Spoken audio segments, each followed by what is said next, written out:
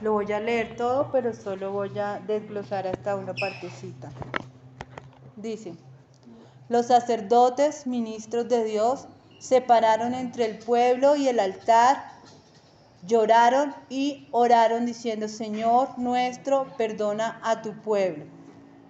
No permitas que los paganos reinen sobre nosotros, pues tú eres también su dueño. Que no se burlen de tu pueblo los paganos y digan: ¿dónde está este Dios de ellos? Qué débil es, inútil debe ser. Yo voy a hablar sobre la parte donde dice, esta está en la versión Reina Valera. Entre la entrada y el altar lloren los sacerdotes, ministros de Jehová, y digan: perdona, oh Jehová, a tu pueblo. Entonces como era para toda la iglesia, pues yo cogí parte por parte para que ellos entendieran también que eran sacerdotes, porque muchas de las partes que están acá escritas yo sé que ya las sabemos todos.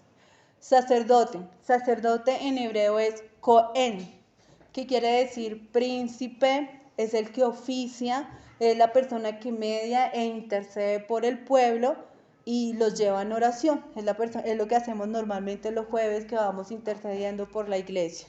Esta es la persona que media. En Éxodo 19:6 dice: y vosotros me seréis un reino de sacerdote y gente santa. Esto lo dijo, el Señor se lo dijo a Moisés para el pueblo de Israel. Sabemos que por fe, al aceptar al Señor Jesucristo, nosotros pasamos a ser adoptados pueblo de Israel. Nosotros somos el Israel espiritual. Bueno, entonces, en Primera de Pedro 2:9 también nos dice, que todos nos aprendimos este versículo en clase, nosotros todos lo sabemos, dice: mas vosotros sois linaje escogido, real sacerdocio, nación santa, pueblo adquirido por Dios, para anunciar las virtudes de aquel que os llamó de las tinieblas a su luz admirable. En Primera de Pedro el Señor vuelve y confirma que nosotros somos sacerdotes y que somos pueblo adquirido por Dios. Por lo general, toda la Biblia, del Génesis hasta Apocalipsis, nos habla de multiplicación. Desde que el hombre fue lanzado con la mujer, Dios le dijo: multiplíquese. Y el sacerdocio también tiene que ver con esto. En Apocalipsis 1:6 me gustaba mucho porque dice: y nos hizo reyes y sacerdotes para Dios su Padre, a Él sea la gloria, el imperio por los siglos de los siglos. Amén. ¿Quién nos hizo reyes y sacerdotes? Cristo. Cuando Él murió en la cruz y resucitó, Él nos hizo reyes y sacerdotes para todo aquel que lo acepta, ¿no? Para todo aquel que decide caminar en el camino del Señor. Me impacta porque yo veía que desde el Génesis, desde el Éxodo, estamos hablando de Éxodo, de Pedro, y esto está en Apocalipsis, que ya es el final de la Biblia. Dios está hablando de que nosotros somos sacerdotes. Me gustaba porque es verdad, el orden del producto no altera el resultado, porque en sí el Señor lo dice en una parte, vuelve y lo dice en otra parte, y vuelve y lo dice en diferentes épocas, en diferentes años. Son muchos los años en que está, por lo menos de Éxodo a Apocalipsis o de Éxodo hasta Pedro, pero aún así Dios está confirmando la palabra, que para eso es que nosotros estamos aquí. Nosotros somos sacerdotes, todos nosotros. Entonces, cogí algunas partes de las que la pastora nos enseñó. El sacerdote es llamado. ¿Quién lo llama? El Señor. Es escogido. Juan David, por favor, suelta eso, gracias. Es el representante del pueblo delante de Dios. No quiere decir que el pueblo no se pueda presentar delante del Señor, porque todos tenemos la puerta abierta para entrar a la presencia del Señor, pero el representante del pueblo, el que ora, el que busca, como lo hace nuestra pastora, que ora por cada uno de nosotros. El sacerdote debe tener dos cualidades. ¿Cuáles? Debe ser benigno. Cuando hablamos de benigno estamos hablando de algo bueno, porque si hablamos de un tumor maligno es porque es algo que va a destruir, pero es benigno, o sea que es una persona, y es una persona que trata a otros como quiere que lo traten a él mismo. Me impactaba esto porque también es cuando el Señor dice, cuando habla de que la Biblia está resumida en solo 2 versículos, donde dice: ama a Dios con todo tu corazón y con toda tu alma, pero también dice: ama a tu prójimo como a ti mismo. Entonces, benigno tiene que ver con eso. También el sacerdote es paciente. Cuando también recibimos a nuestro Señor Jesucristo, el fruto del Espíritu Santo viene a morar en nosotros, que es el fruto del amor, y de ahí parte la paciencia. Pero si nosotros caminamos en el camino del Señor, también tenemos la capacidad para tolerar las cosas difíciles, es aguantar con fortaleza sin rebelarse día a día con amor y coraje. Es cuando pasamos momentos muy difíciles o momentos de que lo pueden sacar a uno de casillas en un momento, pero si tenemos esta paciencia, la vamos a tomar con calma. Si no tenemos esta paciencia, va a ser como un video que vi hoy que se trataba de que pasaban un puente y era como un hipopótamo y otro hipopótamo y de lo gordo no cabían, pero ambos no daban permiso, no daban el paso, estaban súper furiosos, y entonces vino otro animal más pequeñito por detrás y lo mandó por allá lejos, y por el otro también vino un conejito y lo mandó lejos, y ellos sí sencillamente, los dos que quedaron en la esquina, rompieron el puente y los dos se cayeron porque estaban peleando y no hacían caso. Entonces ya después llegaron los dos pequeñines acá, o sea, los otros no tuvieron nada paciencia, pero los dos pequeñines llegaron acá y se miraron y como que, ¿y ahora qué hacemos? Y el uno pensó, era un zorrito, se agachó, y el otro, esa actitud, se agachó y el conejo saltó y siguieron los dos. Y esa es la paciencia, porque por lo menos uno que ahora maneja sabe que la paciencia en el tráfico se ve muy poco en la mayoría de personas. Exacto. Entonces, esa es la capacidad que debe tener el sacerdote, no solo para el sacerdocio, sino la vida diaria, porque ahí estamos demostrando también nuestro sacerdocio. Entonces, cuando dice la parte donde dice, entre la entrada y el altar lloren los sacerdotes. Entrar quiere decir pasar de un lugar a otro. Sabemos que estamos pasando, cuando nosotros vamos a una casa de una persona desconocida, nosotros nunca vamos al cuarto principal, ¿cierto que no? Porque eso nos da pena, no tenemos la confianza. Pero aquí está hablando del altar, y cuando el Señor nos dio la apertura para entrar al lugar santo, nosotros sí tenemos esa vía libre para nosotros entrar a ese lugar. Entonces, el altar nos habla de la presencia de Dios. Entonces, esto es lo que estamos haciendo en este tiempo de santificarnos estos 3 días, de entrar en la presencia de Dios, de estar en tu presencia. Altar en hebreo dice misbea, que quiere decir lugar de sacrificio. Es un símbolo de un pacto, de un tratado. Eso quiere decir, me gustaba porque altar tiene que ver con lugar alto, que habla de la presencia del Señor, con casa. Sabemos que nosotros somos la casa del Señor, que no es estas 4 paredes, sino somos nosotros, el templo. Con ofrenda, la ofrenda tiene que ver con sacrificio, y el sacrificio tiene que ver con algo que nos cuesta a nosotros. También tiene que ver con santuario, que es el templo del Señor. Entonces, cuando habla de que nosotros debemos entrar al altar, es el lugar donde debemos entrar, y debemos entrar con ofrenda de oración, ofrenda de ayuno. Ayunar no es fácil.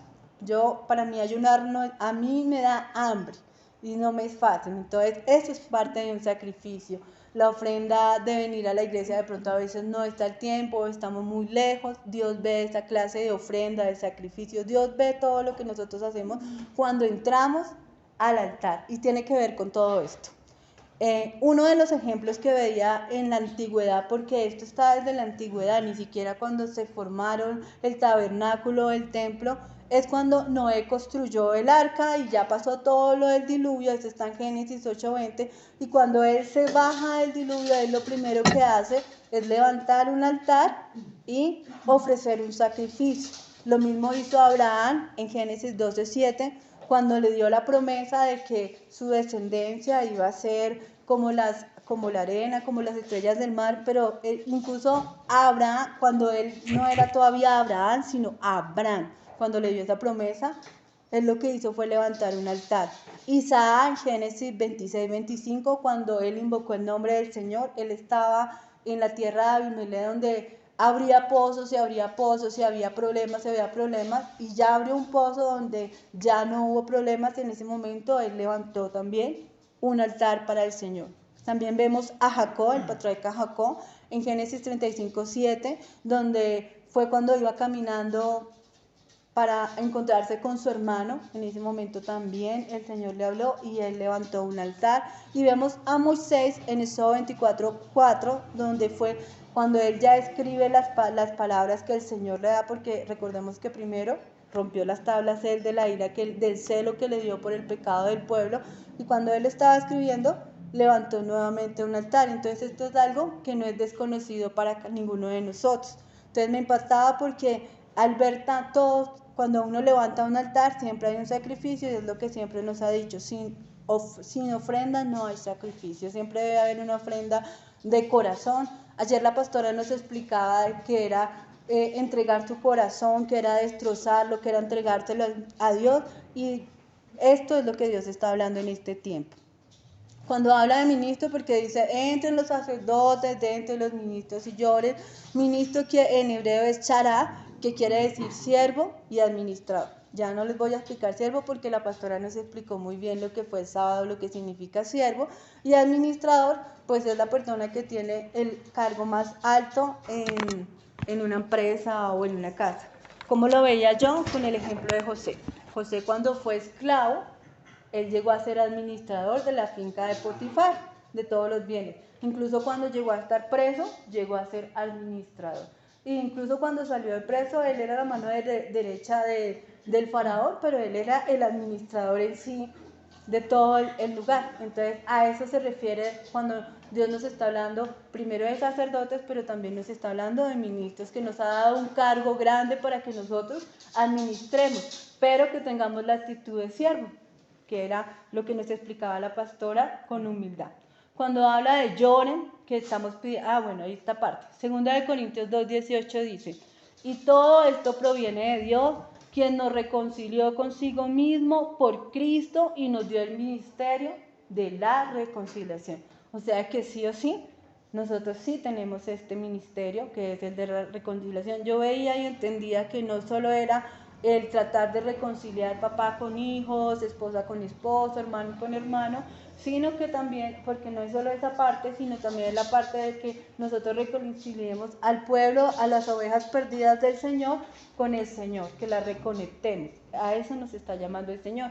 Cuando habla de lloren, dice que llore habla de arrepentimiento, que es metanoia. La pastora también nos hablaba el día de ayer de esa parte, que era dar una vuelta, que si iba para la izquierda, ya no voy para la izquierda, sino voy para el sur. Entonces me impactaba esto porque dice, los que lloren, los que experimentan, los que lloran, no son los que lloran porque les dolió el dedito o porque de pronto le quitaron algo que quería, sino porque experimentan realmente una pena de arrepentimiento, porque muchas veces pues sentimos culpa por algo, pero eso como que se pasa, ¿no? Pero el arrepentimiento va más allá. Entonces me gustaba esta parte porque dice, toda la situación del mundo está en contra de la economía de Dios. Satanás está en contra, el pecado está en contra, el yo está en contra, la mundanalidad predomina entre toda la gente de la tierra. La gloria de Dios está afrentada, Cristo es rechazado, el Espíritu Santo es estorbado, la iglesia está desolada, el yo es corrupto y el mundo entero es maligno. A eso es que se refiere porque lloren, no es porque lloren porque sí, sino porque realmente están pasando estas cosas en el pueblo de Dios, porque no, estamos hablando de la iglesia, entonces está pasando también en nosotros, porque hay mundanalidad, porque hemos permitido el pecado, porque el yo predomina en la iglesia, porque las tinieblas, porque por la mundanalidad. Dios quiere que nos aflijamos por tal situación, por el pecado. Entonces me impactaba esto porque en Mateo 15:19 dice que del corazón salen los malos pensamientos, el adulterio, el robo, los homicidios, la ira, el odio de nuestro corazón. Entonces, sí, todas esas cosas que nombré anteriormente salen de nosotros. Algo que estoy estudiando ahorita, que estoy leyendo nuevamente sobre el cambio de la mentalidad de John Meyer, ella decía que nosotros debemos obligarnos a pensar bien, porque de la manera en que nosotros pensamos, nosotros vamos a actuar. O sea, eso es una realidad, eso es algo que no va a pasar, que como nosotros, entonces sí, nosotros sí o sí debemos ser selectivos de lo que miramos, de lo que escuchamos, cómo pensamos. Ella ponía dos ejemplos, la pastora Joss Meyer ponía dos ejemplos, y era que era una pareja que se querían y que querían salir adelante, pero ella había sido criada de una manera y ella era muy gritona y muy mandona y era prácticamente la que llevaba los pantalones en la casa y él era muy sumiso y él como que se quedaba quieto para no chocar con ella. Y ella decía, no, ¿cuál es la solución? No, pues que se conviertan a Cristo y cambien. Ellos ya eran cristianos y de mucho tiempo. Lo que necesitaban ellos era conocer la verdad que ellos, porque ellos ya venían con muchos pensamientos, con mucha crianza. Ella había sido una niña criada donde su papá había maltratado mucho a su mamá y ella tenía en su corazón, yo no me voy a dejar de los hombres. Entonces ella ya tenía esa fortaleza en su cabeza de que ella siempre iba a chocar con eso. Y él tenía en su corazón que él no quería pelear con nadie porque cada vez que cuando él era un niño y él expresaba sus opiniones, lo callaban o le daban duro para que no lo expresara. Entonces él aprendió a callar. Entonces eso es, ellos tenían que comenzar a romper con todas esas barreras en su mente y tenían que comenzar a obligarse. Uno siempre piensa muchas cosas, lo que ve, lo que vive, lo que siente, pero es otra cosa es uno mismo obligarse. No, eso no está bien, ese pensamiento no, el Señor dice en su palabra, ¿qué dice su palabra? Entonces si no me acuerdo, pues voy y lo busco en alguna parte donde me hable de lo que dice realmente su palabra en ese momento y obligarme. No, la palabra del Señor dice esto y esto, porque nosotros ya por sentado nosotros pensamos de esa manera, porque es algo con lo que nosotros crecimos. Entonces es como un árbol que crece y ya. Entonces tenemos que comenzar a podar esos pensamientos que no son correctos, porque lo que dice acá es del corazón, y nuestro corazón son los pensamientos. Nosotros actuamos como dicen, esa persona se fue, esa persona ya había tomado la decisión y ya se había ido. Hoy mi hermano me decía, yo me voy a tal parte, y yo, hermano, usted ya tomó la decisión hace mucho rato, lo único que puedo decir es que Dios te guarde, porque ya la persona toma la decisión, ya no hay vuelta de hoja, es la persona la que ya tomó la decisión. Así son las cosas con el Señor. Entonces, porque si no llegamos a esta parte, entonces primero habla de que los sacerdotes lloren, los ministros, y habla de que entremos al altar, pero también habla de que que llore para que Dios nos perdone y no entremos en oprobio. Entonces me impactaba esta parte porque dice que el oprobio es un lugar de desgracia, de afrenta, deshonra, escarnio, infamia, injuria, reproche y vergüenza. Y yo creo que en algún momento de nuestra vida de pronto estuvimos en ese lugar. Me pasaba porque decía que un ejemplo era un estado de vergüenza es que un individuo queda en esterilidad. Pero también pensaba yo en estos días que hablaba con una persona y él me decía, porque él había delinquido mucho y ya no lo hace o no lo estaba haciendo, y me decía, yo para aplicar a tal plataforma no puedo poner mi nombre porque en mi nombre sale que yo tengo antecedentes y para mí eso es doloroso.